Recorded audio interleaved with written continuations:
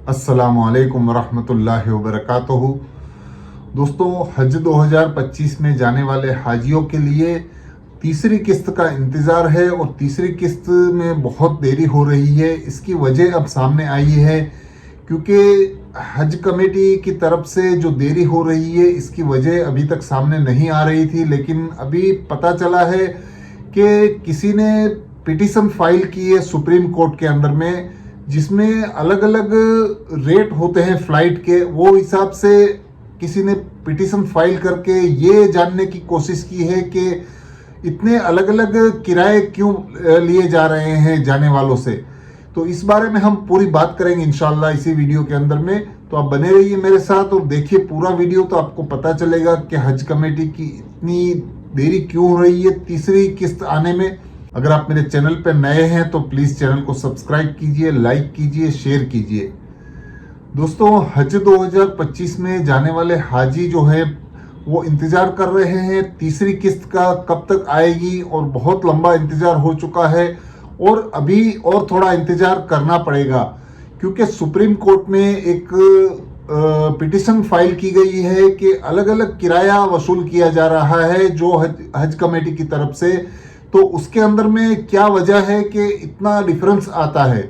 आपको पता होगा कि हर साल जो किराया होता है या तो जो भी हज कमेटी का खर्चा होता है पूरा तीनों किस्त मिला के, वो अलग अलग स्टेट का अलग अलग किराया रहता है और अलग अलग खर्चा होता है। इस वजह से किसी ने पिटीशन फाइल की है कि ये एयरपोर्ट के खर्चे की वजह से ये जो फ्लाइट का डिफरेंस है ये क्यों आ रहा है, जबकि डिस्टेंस उतना ज़्यादा रहता नहीं है।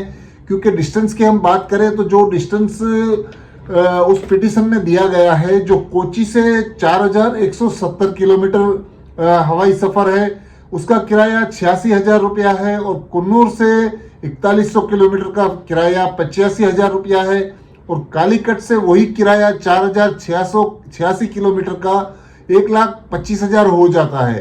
तो इतना डिफरेंस किस तरह आता है, इस बारे में किसी ने पिटीशन दाखिल की है और बताने के लिए सुप्रीम कोर्ट में ये केस फाइल किया है।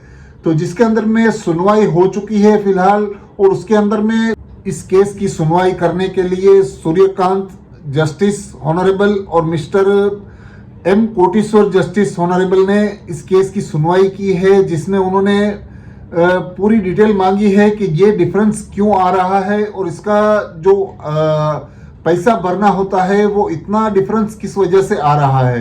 इस बारे में जस्टिस ने ये फैसला दिया है कि एक हफ्ते के अंदर में ये पूरी जानकारी सुप्रीम कोर्ट को बताई जाए, और इसके हवाले से एडिशनल सॉलिसिटर जनरल को भी हिदायत दी है कि ये पूरे मामले के अंदर में पूरी जानकारी निकाली जाए। एडिशनल सॉलिसिटर जनरल के एन नटराजन से भी इस बारे में बातचीत की गई है और उनको ये चीज़ बताने की पूरी तैयारी की गई है। तो ये चीज़ बतानी होगी कि ये डिफरेंस क्यों आता है और इसकी वजह क्या है, ये सुप्रीम कोर्ट को बताना पड़ेगा। तो इस वजह से जो वक्त लग रहा है, अभी 7 दिनों की मोहलत दी है सुप्रीम कोर्ट में ये बताने के लिए कि आप ये पूरी डिटेल्स ला के दें, जिस वजह से पूरा खर्चा उन्हीं के हाथ में होता है। तो ये पूरी डिटेल्स मांगी गई है, जिसके हवाले से बताने के लिए हफ्ता भर तो सुप्रीम कोर्ट में ये केस लगेगा, और उसके बाद जो फैसला आता है उसके बाद ये कम से कम 15 दिन और लग सकते हैं, यानी रमज़ान के आखिर तक या तो अप्रैल के पहले हफ्ते तक ये पता चलेगा कि हज कमेटी की तीसरी किस्त कितनी आएगी।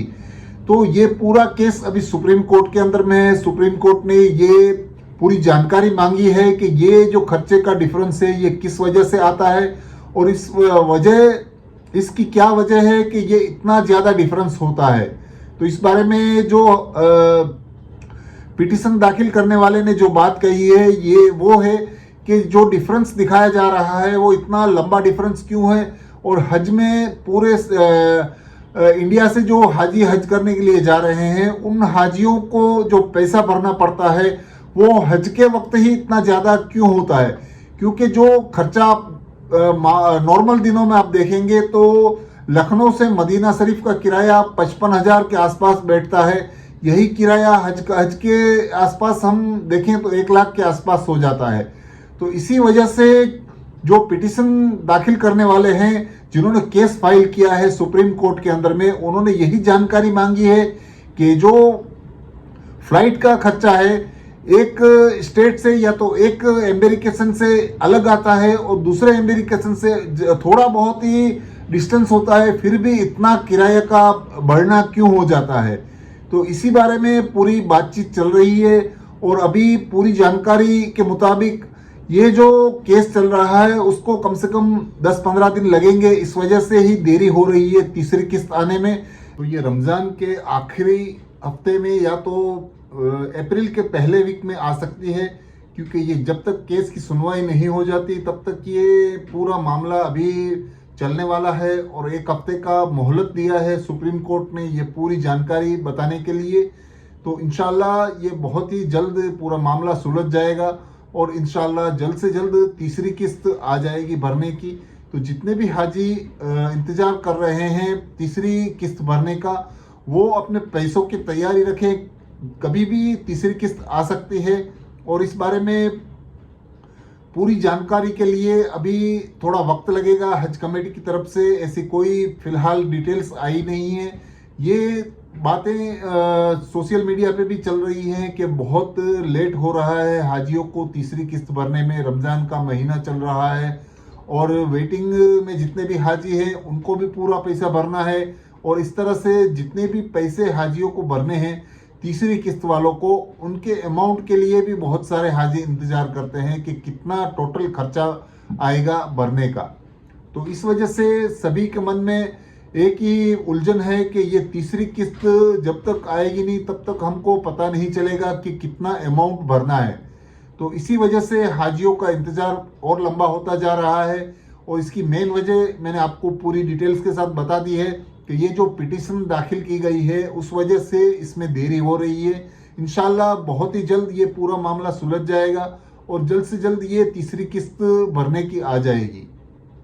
तो आप पैसों की तैयारी रखें और पूरा पैसा जब भी ये हज कमेटी अनाउंस करती है सर्कुलर के हवाले से तो आपको पूरा पैसा भरना होगा। साथ ही साथ आपको ये कुर्बानी आपने हज कमेटी से करवाई होगी तो उसमें भी वो पैसा भी आपको हज कमेटी को भरना होगा, जो तीसरी किस्त आएगी भरने की उसके अंदर में।